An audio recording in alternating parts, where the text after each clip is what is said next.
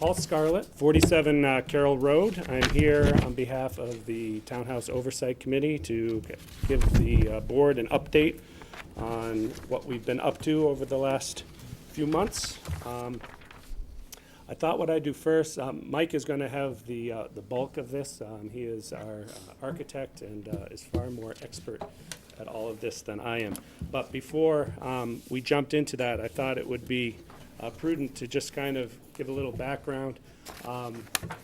This board established the Townhouse Oversight Committee in January of 2009 to really provide broad town representation to the efforts to restore the townhouse, which were being spearheaded at the time by Apple Tree Arts. The Oversight Committee is a 7-member body. It includes representatives from the Board of Selectmen. Brooke is on the committee with us.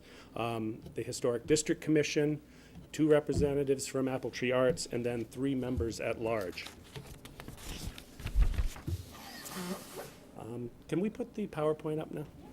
That would probably be worthwhile. Do you have the lights? Probably easier to see. No, she's got it. All right, you can jump to the 3rd slide, I think it is.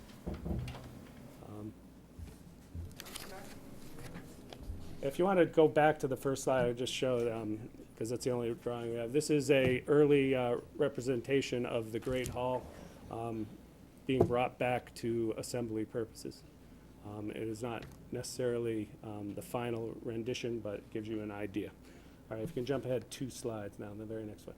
All right, so really the vision for the future of the townhouse involves both its preservation and development as a community resource, and this will be realized by returning the building's Great Hall to its original use as a gathering place for the town. The model that has successfully been utilized to date involves a simple strategy. The town is partnering with Apple Tree Arts to leverage public and private funding sources for the building's restoration with the goal of restoring the building while avoiding the creation of additional tax impacts to the town. Next slide, please.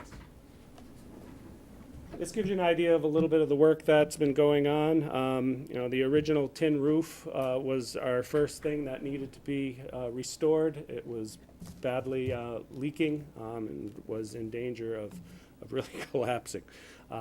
So that was restored. At the same time, the mansard roof, the asphalt shingling was all replaced. The gutters, which are all custom-made gutters in copper, were fully restored. The dental moldings, you can see it on the picture on the right, all around the top, those were all badly deteriorated and many needed to be replaced, and they were replaced with mahogany so that they will last. The original was pine, but old pine you can't find anymore, and new pine doesn't last. So that was done. The next step was moving on to the fire escape restoration. We had tenants in the buildings and they were dangerously unsafe. So those were made structurally sound, treated for rust, and repainted. And then the most recent and most visible project was the work that you saw at the front, which is to provide handicapped accessibility. It's the beginning stages of that. And really we wanted to incorporate a ramp while not detracting from the looks of the building, trying to bring back some historical elements. We brought back the coach lanterns, which are actual reproductions of what used to be on the building. We have, in fact, that one of the pictures that we had earlier in the slide, if you zoomed in on it, you could tell that these lights are designed to match. In addition to that, we also brought back the hitching posts on the front of the building. In days of yore, they had hitching posts in front of the building. At one time they were wood, then they were iron. Now we have granite. In addition to this work that is so obvious at the front of the building, we also replaced a lot of the door hardware to make the spaces on the front of the building accessible. Thresholds were, there were transitions put in so wheelchairs could get through. We also added handicapped accessible bathrooms in the basement. Next slide, please. So that brings us up to last year. We were getting prepared to move forward with the construction of a Lula, but that had implications for the heating and cooling system because of where they are located. If you're ever in the back of the building, some are above the stairwell. and some are below it, and they were all going to have to be moved. And it was determined at that point, when we brought in Gorman, Richardson, Lewis, to start to prepare for doing the design work for the build-out and the building upgrades and really the remainder of the restoration work, that it didn't make sense to continue with that project until we had done our due diligence and really looked at all of these issues. So that's what we've been doing over the last 12 months. We've looked at multiple iterations of every possible concept that we could think of for meeting the building code updates that are required at this building, life safety improvements, and really also trying to bring the assembly use back to that great hall. So it was a long process. It was thorough. And we really are very pleased with what we've come up with. The recommended approach that Mike is going to go over is a wonderful thing. And so without further ado, I'm going to introduce Mike Gorman from Gorman, Richardson, Lewis to walk us through this. Thank you, Paul. Mike Gorman, Gorman, Richardson, Lewis Architects. I think we can leave the lights off for the moment, because if we go to the next slide, I'd like to talk a little bit about what you see and why you are looking at what you are looking at. This process that Paul referred to is looking at the entire building and taking into account two objectives. The first objective is to bring the building up to code requirements, both accessibility-wise and safety-wise, irrespective of its occupants. And the second is to look at the building with respect to apple tree arts.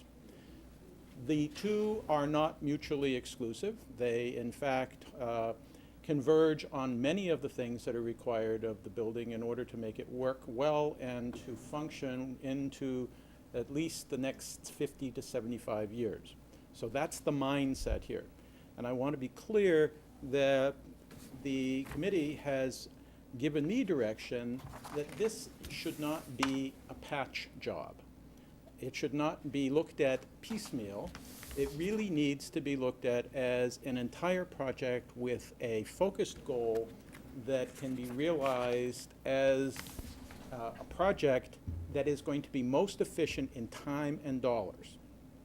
If it is looked at in pieces, it's going to be vastly more expensive, and it will not be well coordinated and frankly not recommended. So, having said that, the building primarily has an egress problem, which isn't a surprise. It has a second means of egress by means of a fire escape, which has been restored now. But the building needs adequate stair and adequate fire separation in order to function properly. So what you will see in my plans have taken that into consideration. If I move away from the microphone, is there something I should do? There's a hand mic on the table. Okay. Just turn it on. You're all set. Okay. So, if I may, the front of the building is here. You're looking at the basement of the building. And right now, primary entrance from the rear parking lot. This is Boulevard Avenue. In the back, the vault. We are adding, can you see if I stand I can here? see. Okay. We are adding a new stair, a rear entrance with a corridor, maintaining what is now the grand stair, reworking that, so we have two means of getting up and down in the building, and they are separated. The second means of egress from this lower level is down and out through a new side entrance onto 140. We will be equipping these areas with new electrical room, new sprinkler room, new gas room. We're bringing the utilities up to speed, adding power so that the building can support the use. Right now there is not enough electricity in the building to do the things that we need to do, even if we were just looking at some minimal improvements. We have also added a stair in the back here, and I will explain this stair in a moment once we go up 2 floors. but I want you to keep in mind that this stair solves some egress from the main hall problems. So keep that in mind, and we'll move to the next slide. This is the main level of the building, and in this situation, you can see again that we have this primary stair that exists today that will be rebuilt. This is the location of the Lula. Limited access, limited use, vertical access for the first 3 floors of the building, taking into account the existing variance that we've received from the state, and also taking into account the possibility in the future that we may want to convert this to a full 4-floor elevator. There will be a shaft that will allow that, but for the moment, we're going to leave this as a limited use, limited access Lula for which we have the permission. We have modified a lot of the common corridor area from here back, eliminating the various step-ups and step-downs that create some handicapped access. Because access to these spaces right now is a little bit complicated, and if we had the Lula, we really can't count on getting everywhere in the building because of this odd stair situation. So we've solved that problem. In doing so, we had to move a wall slightly towards the front of the building here, and we are looking at additional doors. And you can see that there are doors here that are not in the building today. That is for smoke and fire separation. So we've been very successful in separating and zoning the building so that we can create the right means of egress and getting the handicapped access problem resolved at the same time. If we go to the next slide, please. This is the first of the 2 floors that are proposed for Apple Tree Arts. The former occupant of this area is now out of the building, and Apple Tree is taking over this space. This shows reworked toilets, the existing stair coming up in its new form, the Lula, the proposed new primary means of egress, the Great Hall, reworked with a stage extension and a new stage, backstage area in order to accommodate their needs, which are specific to performances. That stage area now ends here. This area has been accommodated by building out over the existing vault.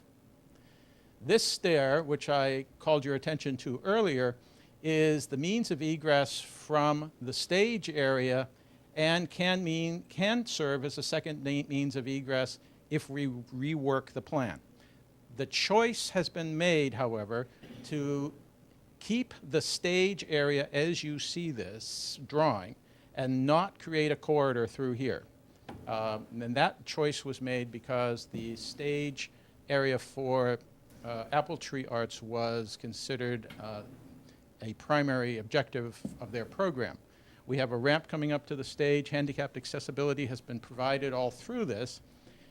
The areas for studios and classrooms are accommodated along the front of the building with windows in all cases. This existing stair has been redesigned and rebuilt in this scheme, and a corridor has been maintained where one exists today along this line right here.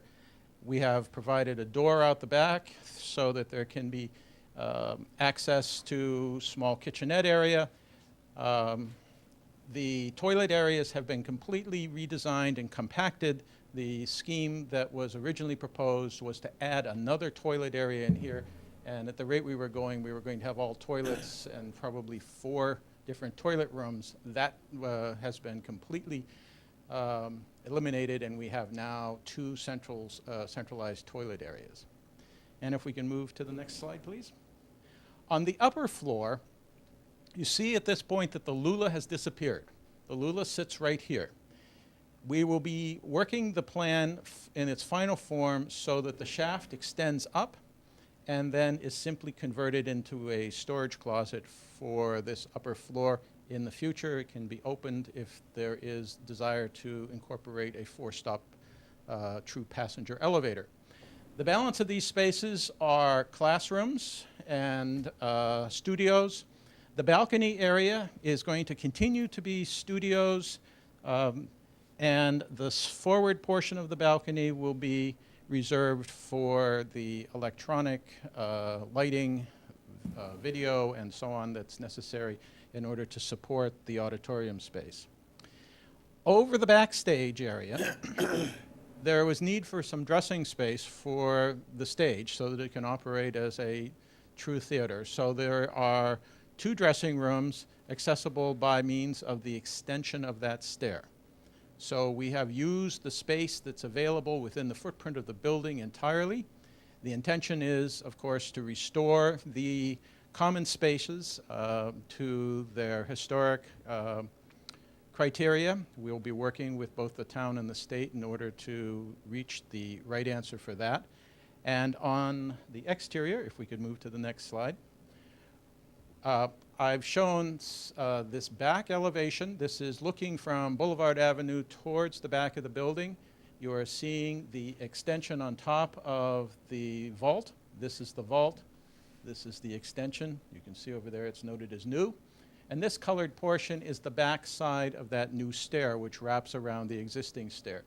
We've made intentional design decisions here to make the building look like it belongs there, using the same materials. We're going to be careful, though, to abide by some of the historic standards that the state promulgates, and that they don't want it to look too much historically exact, but we'll get through that in the next round. And if I could have the next slide, please. The side elevation is seen from Route 140. This is the existing vault, the addition on top of the vault to the rear, and the new door, which will be cut in with an areaway adjacent to the sidewalk. This is also desirable in terms of fire protection because the sprinkler room will be adjacent and right off of that door. And if we go to the final slide, if there is one.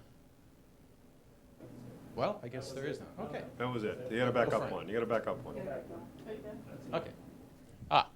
Then this is the slide from, if you have your back to the church, you're looking at the back entrance with the stair construction wrapping around the existing stair, and then again, this is the vault area with the new area above.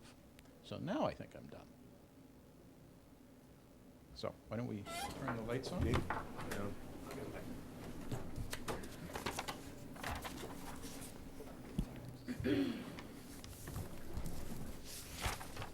So I know that was a lot to digest. I figured you guys would have some questions for us. I have a couple just that I wrote as I went, so. The AC placement, originally, we were moving some of the areas around. Are they going on the roof now to cool the building? Because they were gonna go where that addition would be for those stairs. So that's relocated. We have consolidated those into 2 places.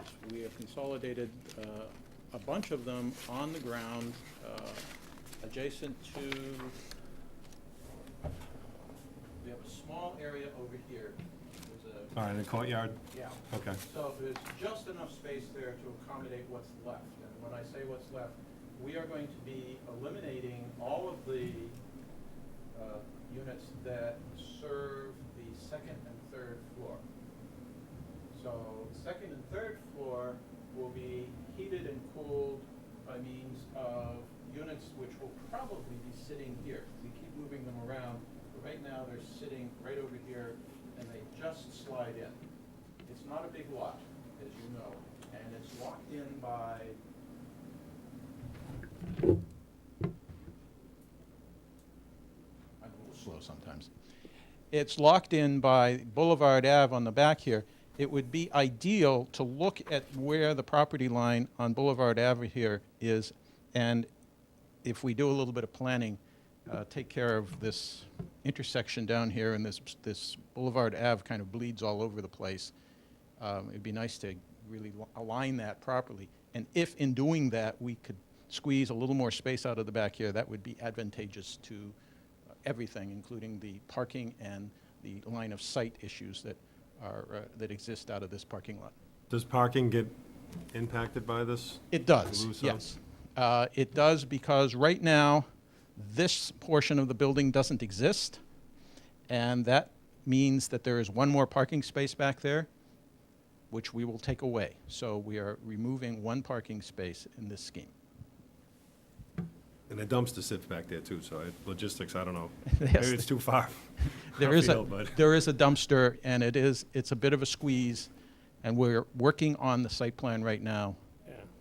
We always felt that that dumpster should be located closer to the street, so they don't have to come all the way into the parking lot to empty it. Yeah, no, I agree with that.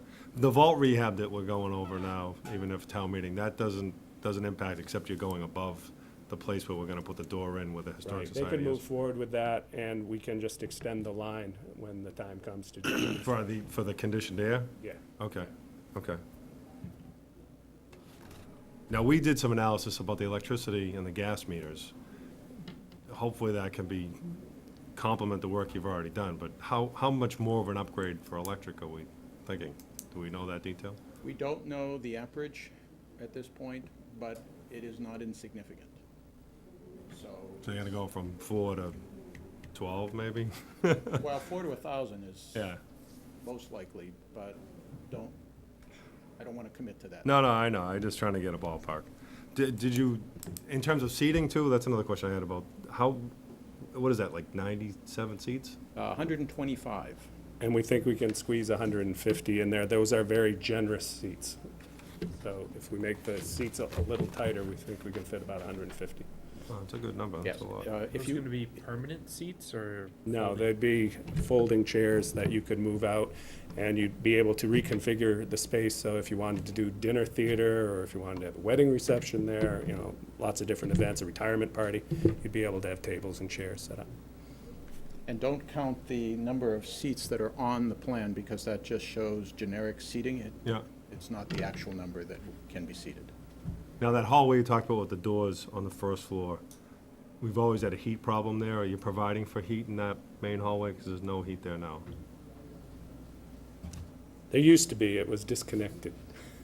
Yeah, there was a whole long story to it, but I just wanted, we're trying to solve for it, but if you're trying to solve for it, I don't want to duplicate We have efforts. solved, we have solved very effectively for it. You see this, Yep. this set of doors is intended to create an airlock. Yep. Because right now, when you open this door, it becomes a wind tunnel, particularly if somebody has left the basement open. So we've resolved that, and yes, all the common spaces are going to be provided with heat and cooling in our scheme. We've taken a universal approach to the building and trying to solve all of the problems that are the major problems that are outstanding. Has sprinkling, fire protection been included in this plan? Yes, it has. The building is fully fire sprinklered, and an entirely new fire alarm system is included. Yeah, that was definitely a necessary thing to consider. Yeah, I mean, in phasing it, is it still going to be a possibility of phasing it, or are we going to look for a huge funding source to do it all at once? It makes no sense to continue phasing it.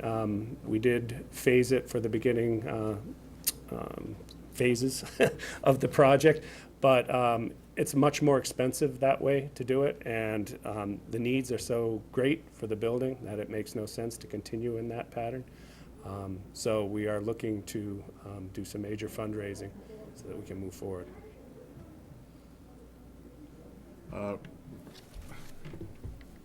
There's retail there in the lower sections.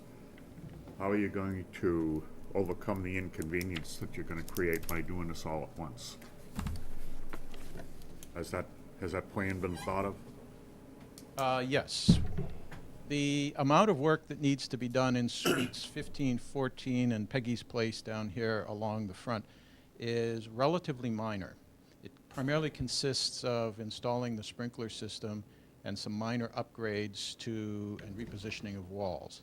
We recognize that those are tenants, and we want to work with them so that we don't inconvenience them. And we've set the work up in such a way that we believe that it can be off-hour work, and it will be established in conjunction with their schedules so that the work takes place without having them to either close down or have limited use or access of their space. So yes, we are keenly aware that there are ongoing functions within the building. Will during that work, will the front of the building be open, or is it gonna be, you know, when we did, what was it, phase 2, and the whole front of the building was Yeah. it was open, but it was, the wrong impression Right. was given. There won't be any need for the type of closure of the front of the building like we had this time. Most of the construction of, you know, additional space is actually in the back of the building this time, so no, that's over. If you got, Paul, if all your ducks came in a row and all the fundraising happened at speed you think you can, I mean, how soon are you looking? Is this next summer, or are we 2 or 3 years away? The way the timeline was put together for this, in order to come up with estimates, we needed to figure when we were going to do the actual construction and to give us some time to do the fundraising. So these estimates are built with a inflation factor, you know, for cost of living, based on construction happening during 2015. Did you already cover the price? No, he's asking. The total cost for the project, based on the estimates we have, is about $4.5 million. For the plan we showed you, we looked at many different options. Some were more, some were less, but this is the one that best meets the needs of the building. What is desired to bring back the assembly use for the hall, and, you know, addressing the building code needs of the building, as well as the life safety upgrades that are necessary.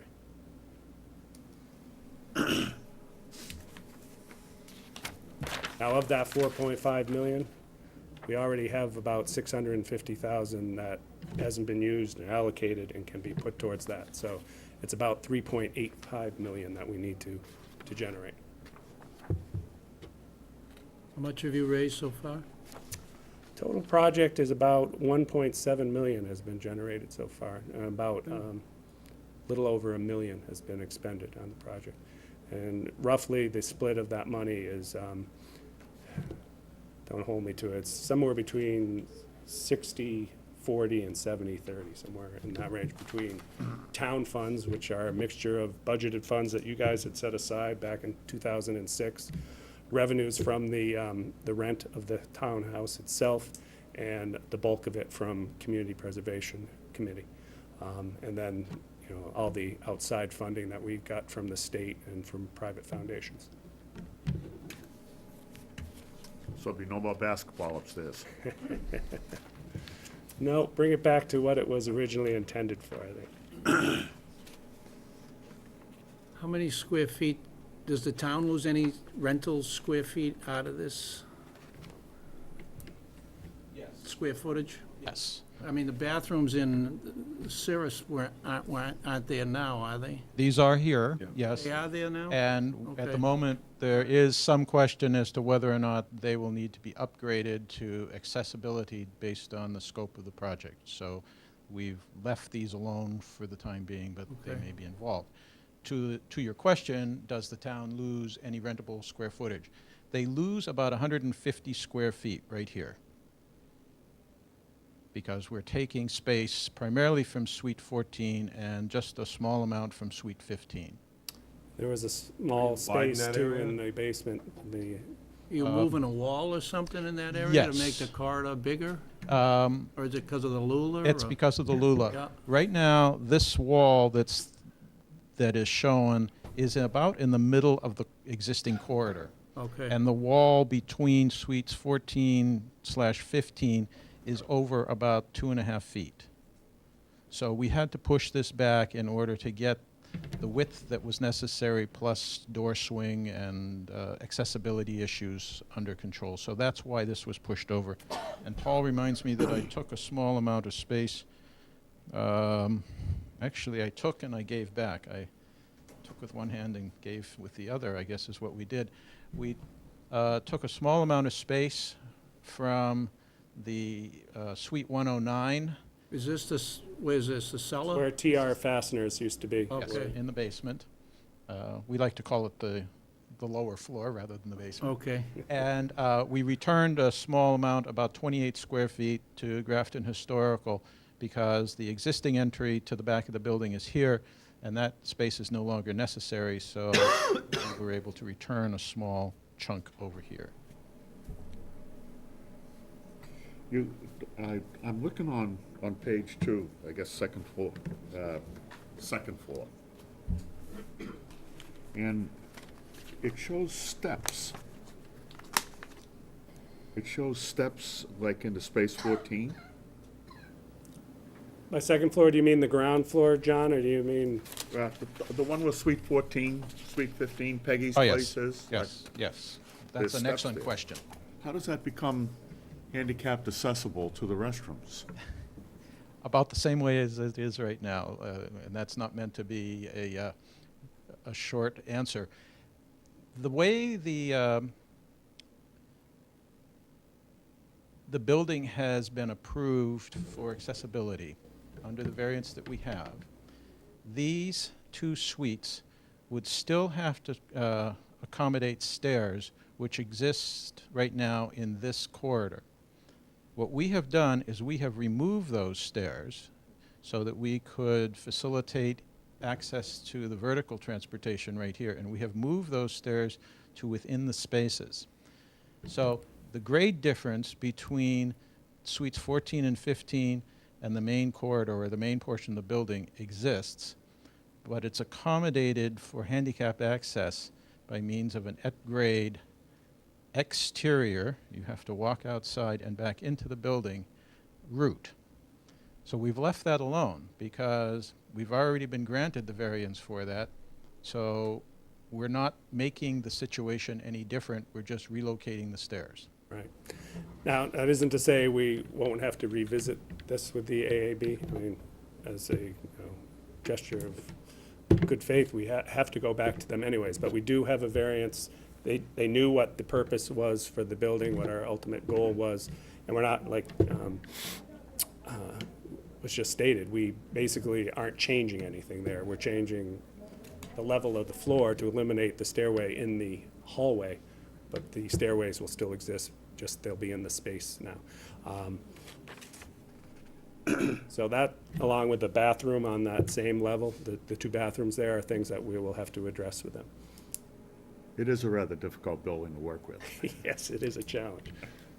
The lower level that you described relative to the Historic Society, is there no access to the building from that back existing parking lot? There is access from the building to the parking lot. That primary access is right here. All right, And so it it's just now- moves to a different location? Yes, it's a covered access. It has a small roof area over it, and if you look in both the exterior elevations, you can see. I think Paul's gonna. So that's new construction right there, too? That's new construction. Here we go. The roof over the new entrance is seen here. Again, your back is to the church, and in this view, your back is to Boulevard Avenue, small covered entrance. Paul, any tenant discussion? Has any of the tenants seen any of this? Well, certainly we have Linda Casey from the Historical Society sits on the Oversight Committee, so she's been involved. John Morrow also sits on the Oversight Committee and is tenant and has been involved. Mark Carlson now from Suburban Staffing is also a member. So yes, we have that representation. With the wall at the front, it might be Suite 14, I think it's where Gilmore has moved into. Yes. Will you build that new wall first and then tear down the existing? Because otherwise, that whole space is just open and accessible. Right. Right. It's probably a scenario something like that. We're not far enough into We seem to the- be chasing him, that's why we Yeah. just placed him up top and chase him down there, now we're gonna build a new wall for him, so. It's been very He's patient. he's gonna love Been me very tomorrow, I'm patient. sure. Right now, Grafton Historical is in the old TR space. Correct. Correct? They're in both, still existing where they were and Are across they the gonna hall. lose that TR space? No, a portion of it, 28 square feet, you said? Yeah. It's a little larger than 28, I think. We actually had about 50 square feet that we took out of the space here, and another 50 or so that we've taken from this toilet area. If you were to walk in the existing back door to where TR Fasteners was, It's that space right immediately when you walk in that we're talking about, and that will become common space instead That door of. gonna remain that went into TR? No, you're gonna have this door on the new addition. Okay, so that door's gonna be blocked off then? Well, no, it'll be a hallway. There'll be a hallway in there. Yeah, but it No, won't have I mean the outside door access. coming from outside there. the No, they'll enter from the addition and then go into the hallway. Okay. But you don't modify the new bathrooms we just put at the bottom of the ramp by TR fasteners. Oh, that did come out, didn't it? We had to move one of them. Oh, yes, I know. Killing me. It's new, but. This is the existing toilet room right here. There was a second one that is right here. And these, by the way, are not quite to scale. This was a very early rendition of what we are doing. But one of the two that sit here remain. The other one has to flip into part of the, what we're referring to as the TR fastener space in order to accommodate the Lula and the corridor. Because we didn't have enough width here in order to make everything work. But this is a prime reason why we stopped doing what we were Yeah, doing yeah. and did this plan, because we didn't want to have to redo work that we just did. Yeah, we were always thinking about the Lula on the outside, so it makes sense. It's just, we just want to know The that, problem with the Lula on the outside is the only place it could open up at the level of the Great Hall is within the Great yeah, Hall I know. itself. It which never just made, it no- never made no good sense to me, but I got you. I got you.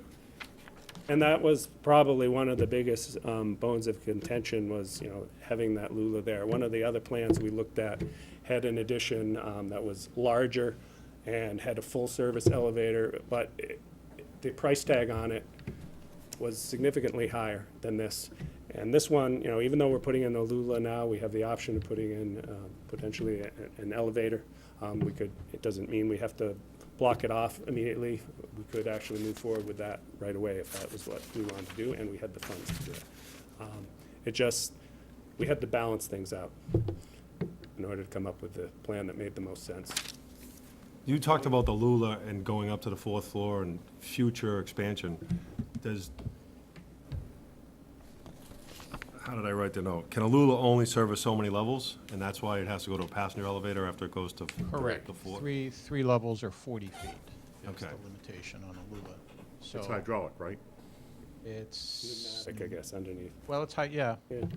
we'll leave it as hydraulic. Okay. It's interesting technology that's constantly evolving, but the primary point is that we have a variance in place which allows us this level of accessibility and accommodation.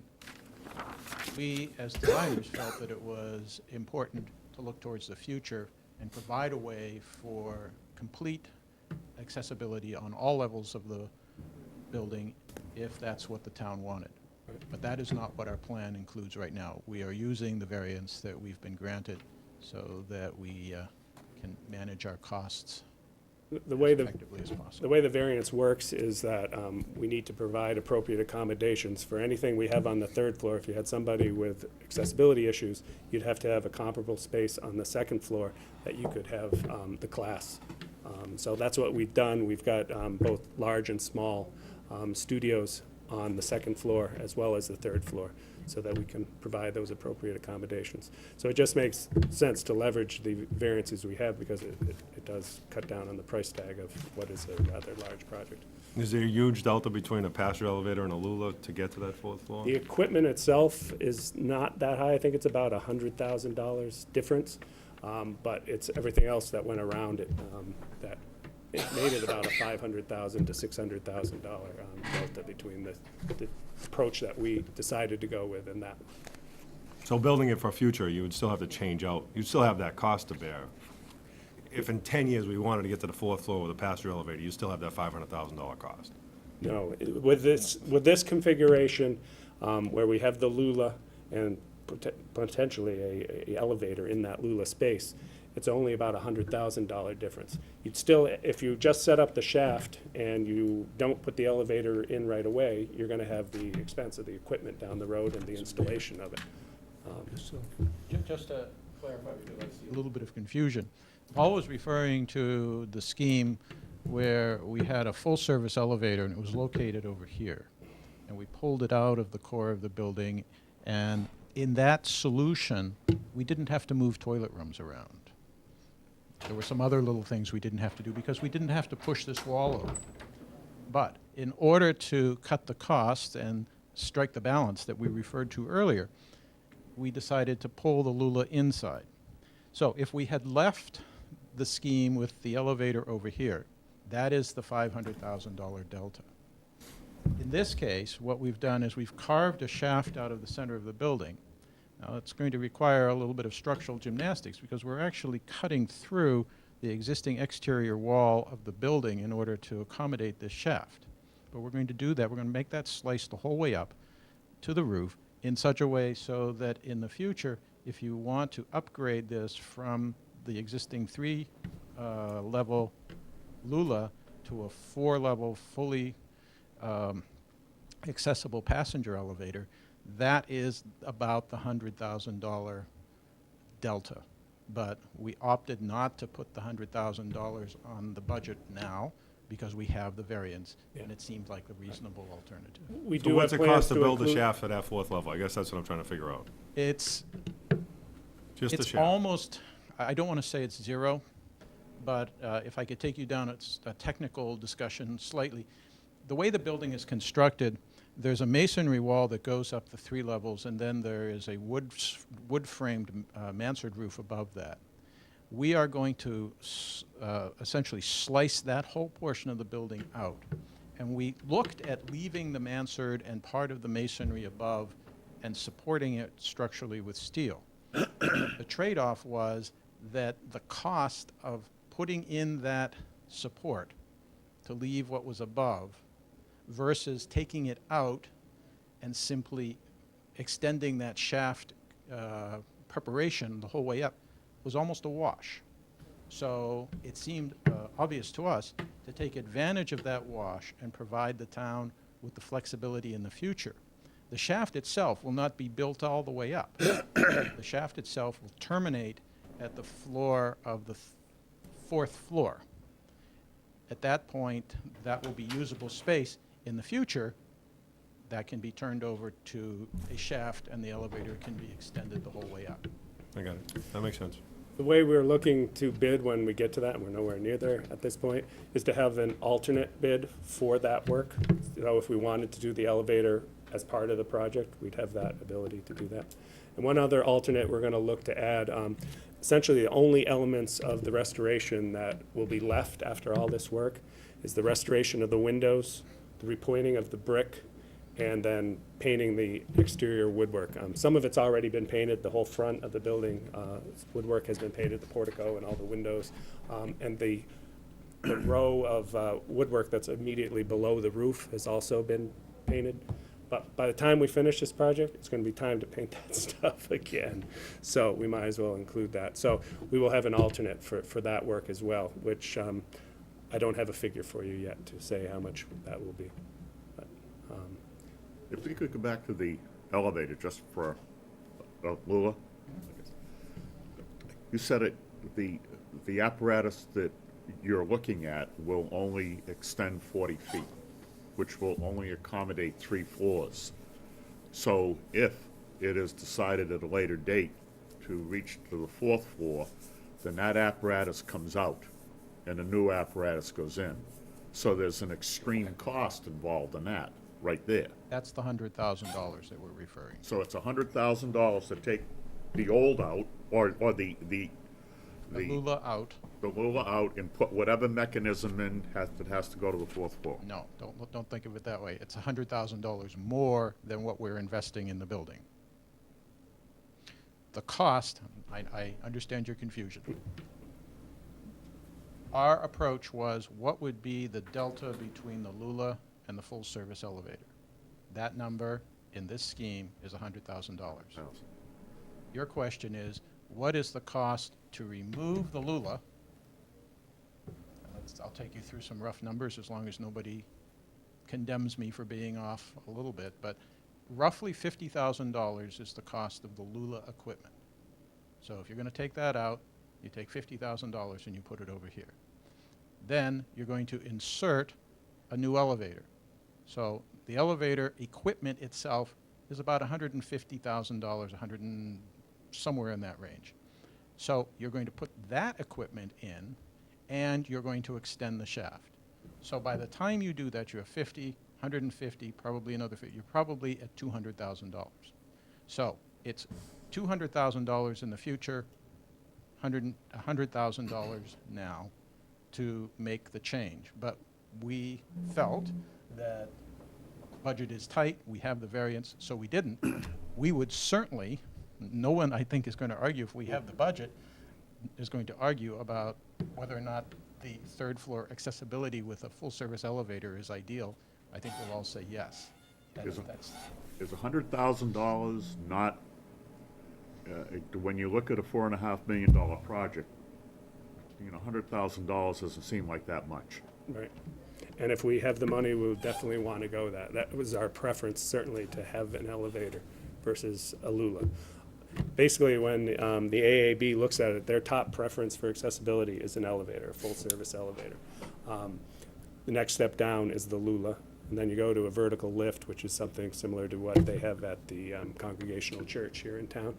And then below that are those things you've seen on stairs where it's a chair on a stair, and they don't like those.